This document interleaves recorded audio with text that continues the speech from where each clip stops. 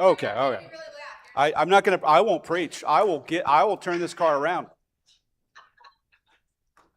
We've reached the dramatic season finale of our summer series. We've called it Back to the Truth, and we've spent the last 7 weeks. This is week 8, addressing some common misconceptions about some very foundational and fundamental topics, themes in the Christian faith, things that we pick up along the way. If you've been in church for any length of time, there's just stuff that we catch and that just kind of sticks in there in our brains that may or may not be true, that may or may not be beneficial. And so what we wanted to do this summer, what we've done this summer, is just take one subject every week that is a common kind of misconception and misinterpretation that is not serving us well, and we've just went after it and decided to bring our hearts and our beliefs back to what is true, the truth. And so today, I want to have a conversation about something. I saved this one for last for a reason. I want this conversation to actually continue on moving forward in a variety of different ways, but I think it's a good conversation to have. I want to talk about experiencing God.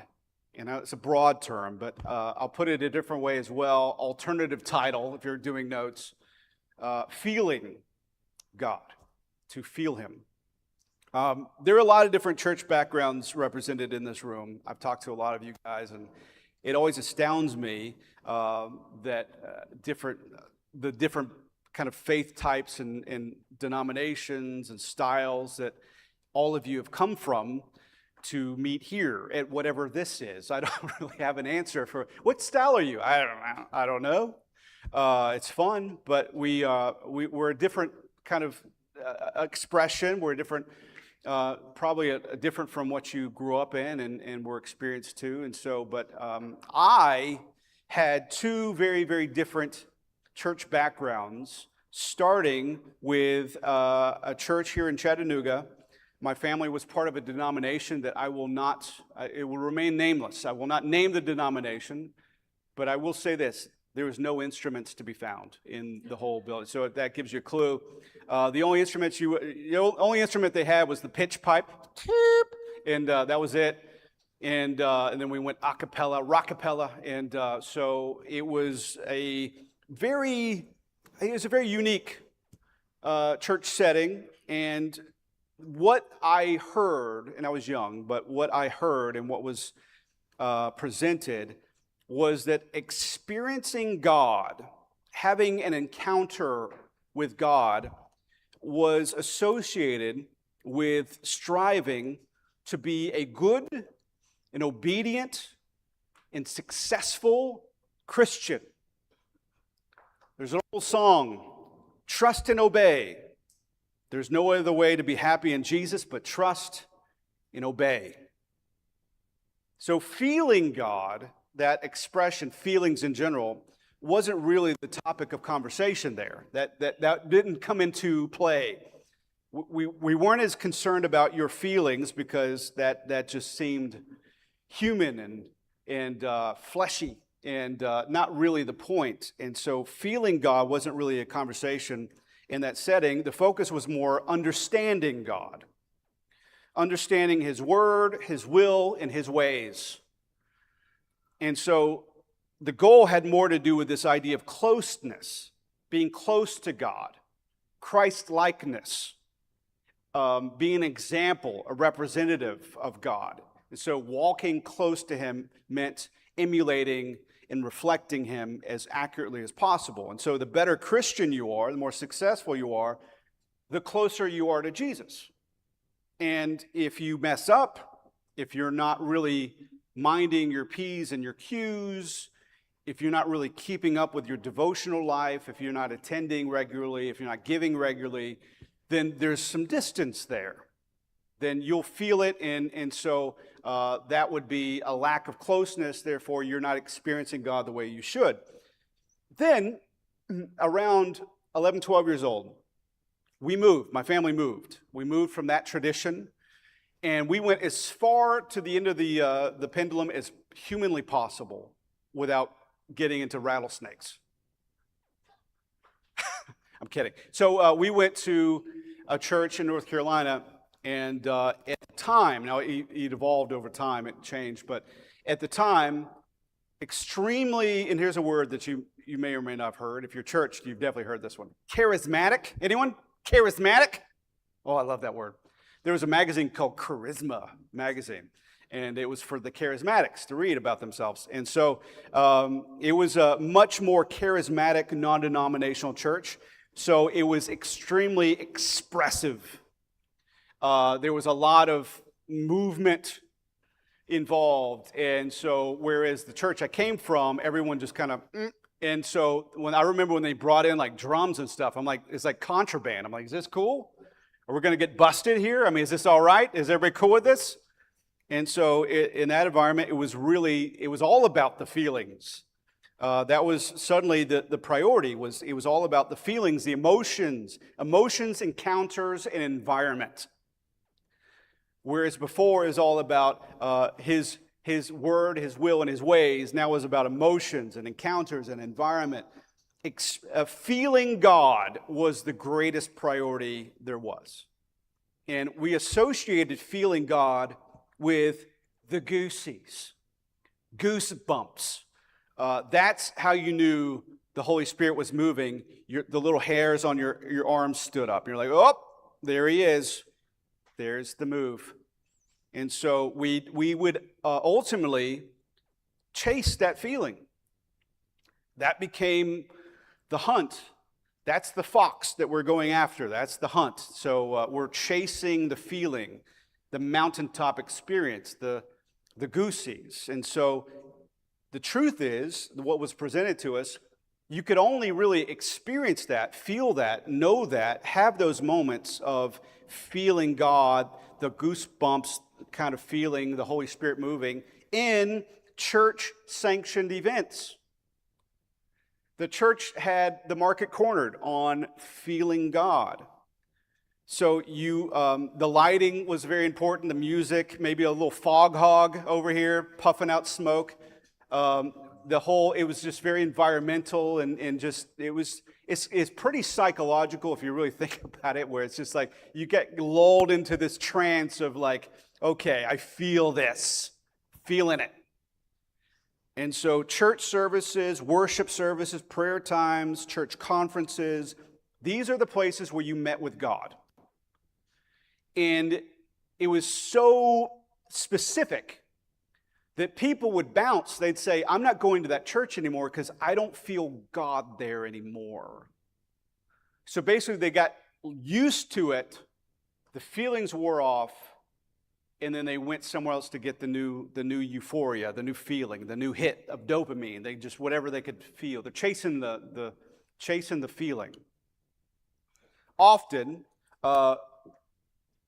people would ask us at our church, so you're going to change the lighting, you're going to change the environment.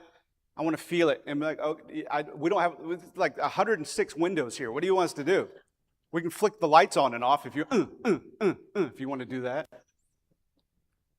Today, I wanted to clear up two misconceptions that I mentioned in both of these two extremes. And then we're going to get to a helpful, genuine, real, beneficial place. Number one, experiencing God is not something reserved for the people who have their acts together. You don't have to climb a ladder of morality and togetherness and performance in order to experience God. That's number one. You don't have to be rich to be my girl. You don't have to be cool to rule my world. Okay, I'm quoting Prince now. But you can quote Prince in church and still experience God, believe it or not. The other thing I wanted to bring up is this. Specific church activities and church-sanctioned events have not cornered the market on feeling God. You can't, church is not the only place you feel and encounter God. I'll kind of give more specific, description to both of these things, but I want to take you to Psalm 34. verse 18. We got nothing but Psalms today. I've got 3 of them, and that's all we got. Psalm 34, verse 18. The Lord is close to the brokenhearted, and he rescues those whose spirits are crushed. Who feels close to God? Who experiences him personally and in a close, personal way? Well, according to this psalm, the brokenhearted, those whose spirits are crushed. There's a story of a woman who barges into a Pharisee's house because she finds out Jesus is there eating lunch, and she barges in and she lunges at Jesus and begins to weep at his feet. And she's having this spiritual experience, this closeness to Jesus. And she is a woman with a very sketchy reputation, to the point where the guffaw of all the other attendees of this lunch, they're just like, they're just completely, deeply offended. And they turn to Jesus and are like, do you know who's touching you right now? Ow.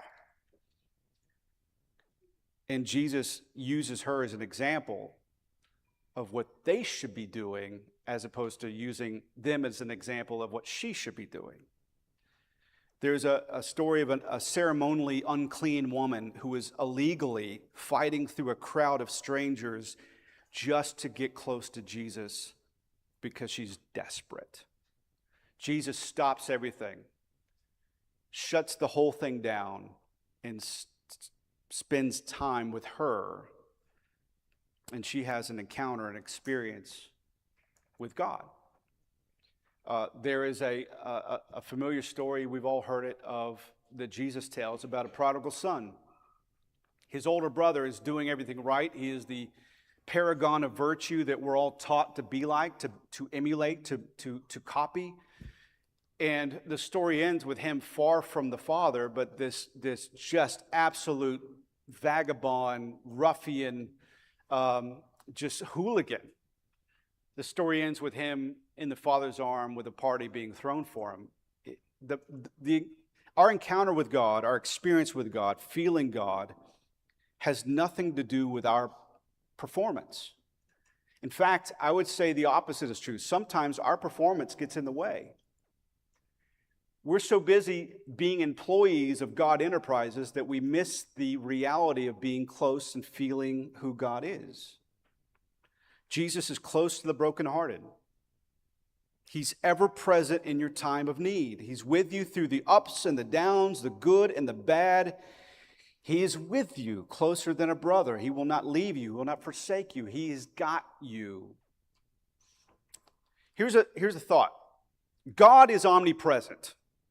I think we can all buy that. We've heard it, and that just means he's everywhere. Everywhere at once, he's omnipresent. So, if God is everywhere, God can be experienced and felt anywhere. If God is everywhere, God can be experienced and felt anywhere. Not just in church events, not just in church settings, everywhere.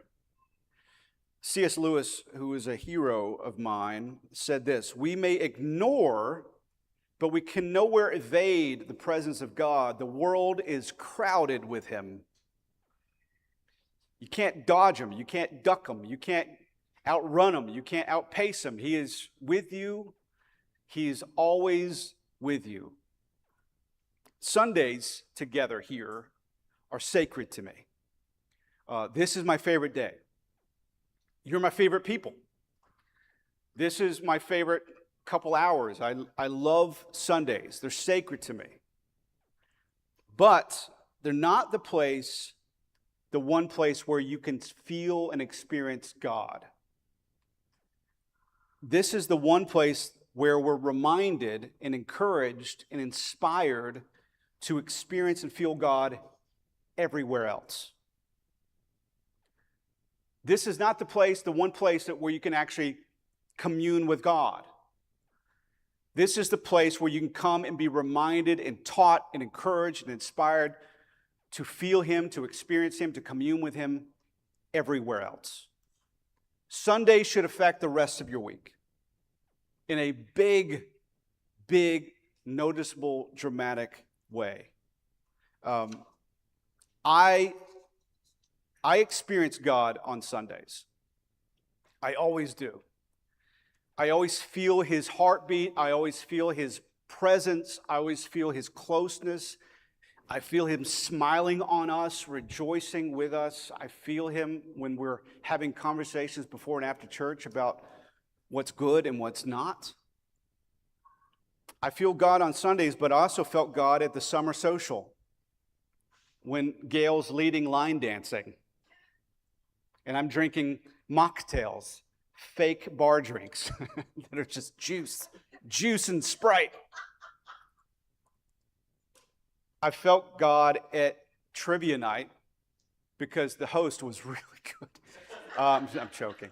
I felt God because we're laughing and we're together and it's beautiful and it's sacred time. It's just glorious. And we're talking about nonsense. It doesn't matter.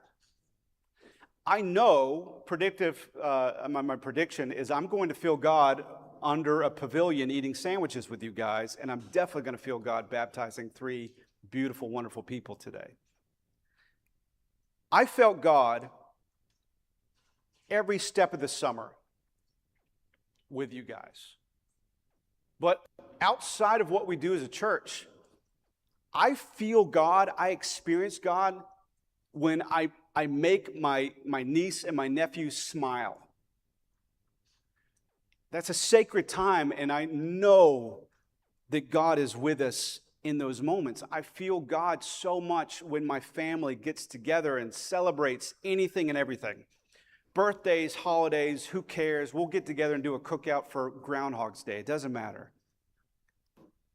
I feel God in those moments. I feel God sitting across the table from you, friends and family at family church. Sitting across, my wife and I have done Wednesday night dinners the last couple months, and just sitting across, hearing people's stories and their heartbreak and their successes and their fears and their dreams and all that. I feel God so much in all of that. You never bother me. If you're going through something like, man, I want to talk to Chris, but I don't want to bug him, I drink those moments in. They are the best. I'm with you. I want to be with you. This is why I do this. This is what I do. I love it. I feel God in those moments so much. I feel God watching my daughter Berkeley reach out to God through the choppy waters that are inevitable in this stage of life that she's in. She knows she's loved and that He's home base for her, and that makes my heart soar. I love it. I feel God in those moments. I felt God while we're having one of those moments, talking through some stuff, Berkeley and I look to the backyard, and I've made no secret, I am Dr. Doolittle, and every animal in Chattanooga has visited me 2-3 times. I look in the backyard, Burke and I were talking, and there's this deer, a deer, a female deer, laying down in my backyard, fully at rest. And just I'm in my kind of my sliding back glass door, and she's just looking at me like, "What you doing?" Like, "I see you." And she's like, "I know." Just chilling out. There's something calming about watching a deer just relax in your backyard. I felt God in that moment. I've got a picture I want to show you. This is my gorgeous wife, Sonia. This year, I've not been to a church conference in 12, 13 years. And we went to one. And it was great. This was a good one. Some of my favorite speakers and authors were there. It was in West Palm Beach, Florida. And this particular conference gave a lot of downtime because they understand you're in West Palm Beach, Florida. You want to actually go see West Palm Beach, Florida, and not just be stuck in a sanctuary the whole time. So we found some great restaurants, and this was my favorite. This beautiful restaurant that was right on the water.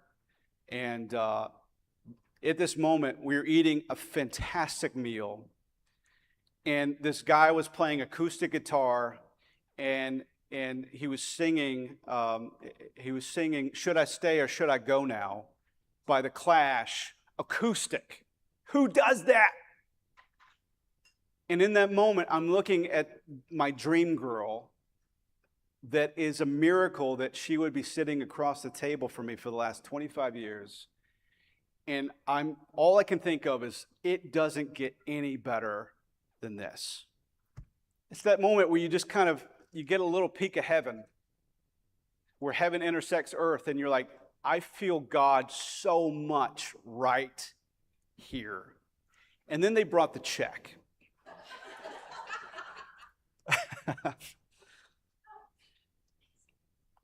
What I'm learning more and more and more is how to sit in a moment and just feel it.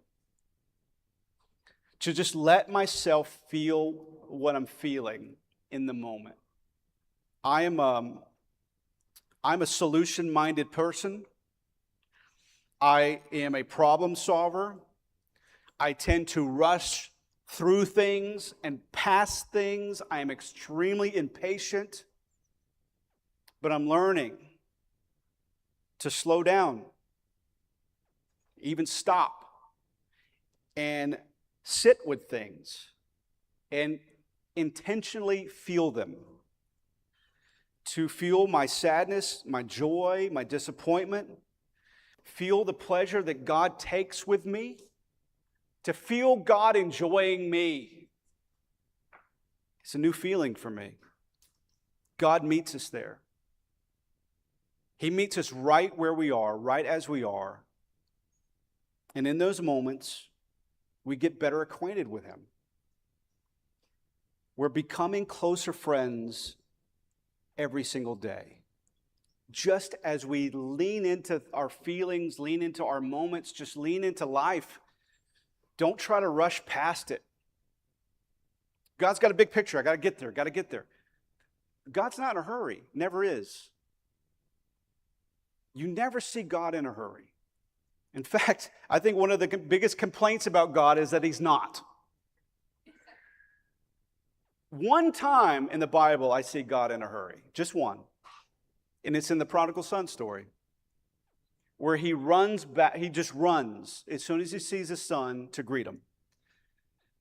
But what you see is the patience and the long suffering before that moment, where he waited who knows how long before the kid came back. But the only time He's in a hurry is to show you grace, to show you love. But everything else, He's patient, and He's with you through all of it. We want to fast forward. We want to hit the fast forward, but I want to start now. Let's go now. Let's go now. How about now? And God's like, hey, I'm teaching you something in the in-between times. I want you to know me, feel me, experience me. And this is when you lean in, when you're waiting for something else. There's a psalm, and we sang it today. And it has increased exponentially in value for me over the last several years. It has become a go-to for me. I have a hat with this on it. It's the only Christian branded things other than our church shirts that I wear ever. But it's Psalm 46:10, and it just says, be still and know that I'm God. That know that I'm God, is not intellectual. God is not figure-outable. You can forget about figuring out God.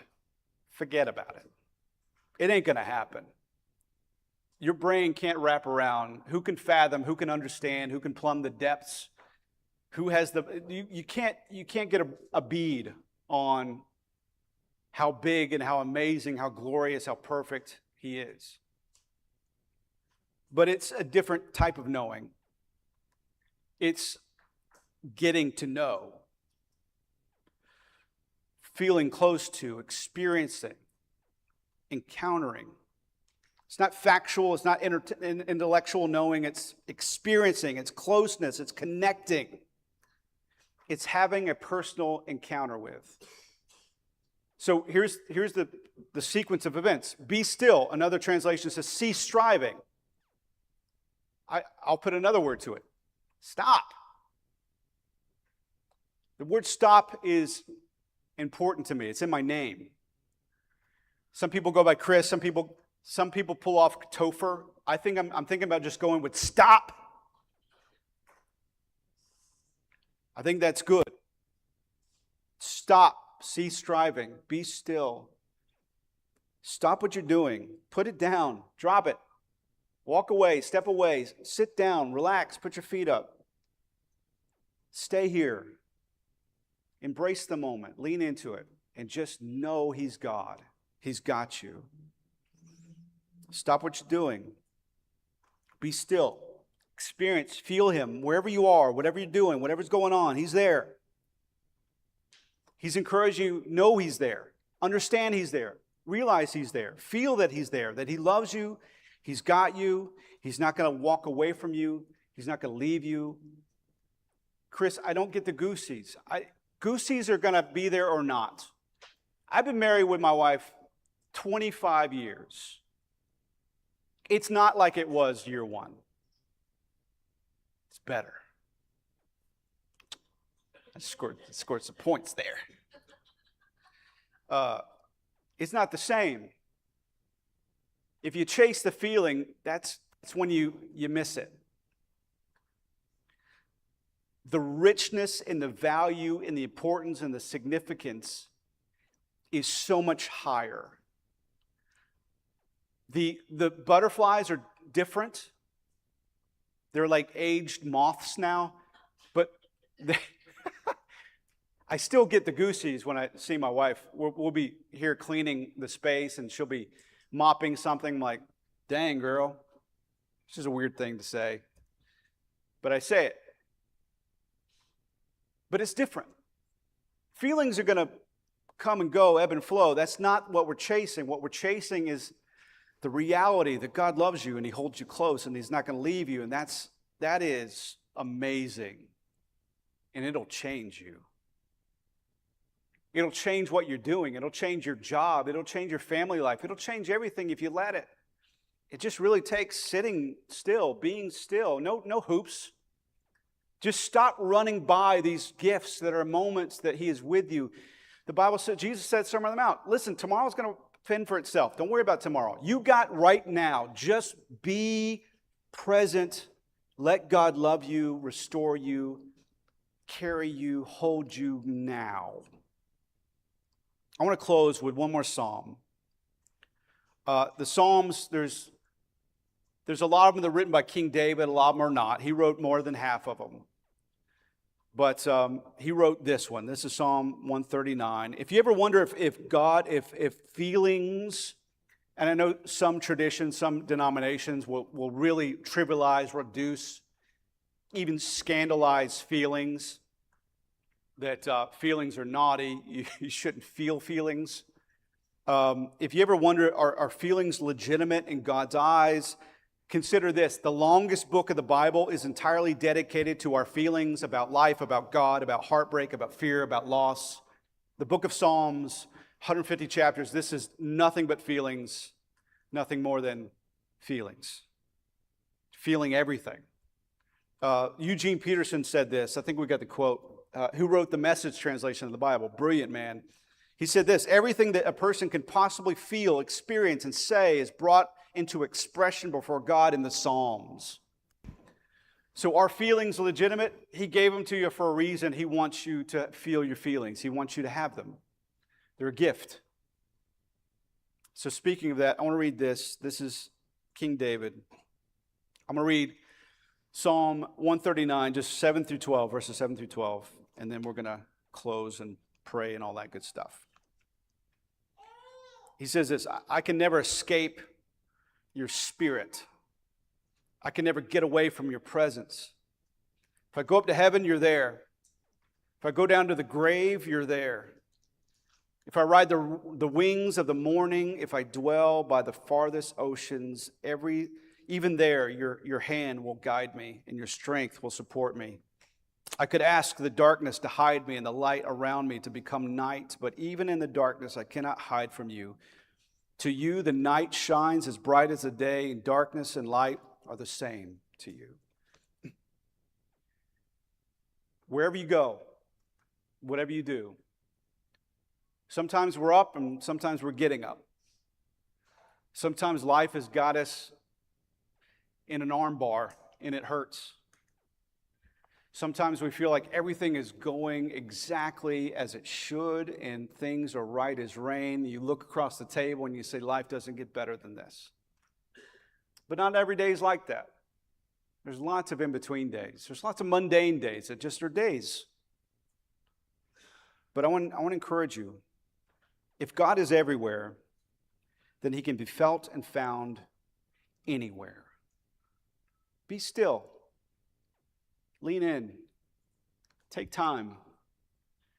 Feel his love for you, his grace for you, the fact that he uniquely created you just to love you, just so that you and him could be together. That's why he made you. Not to be a cog in the wheel, not to be an employee for God Enterprises. He made you because he wanted you to love. And he does. More than anything you could ever imagine. And God's everywhere. And because God's everywhere, he can be felt and found anywhere.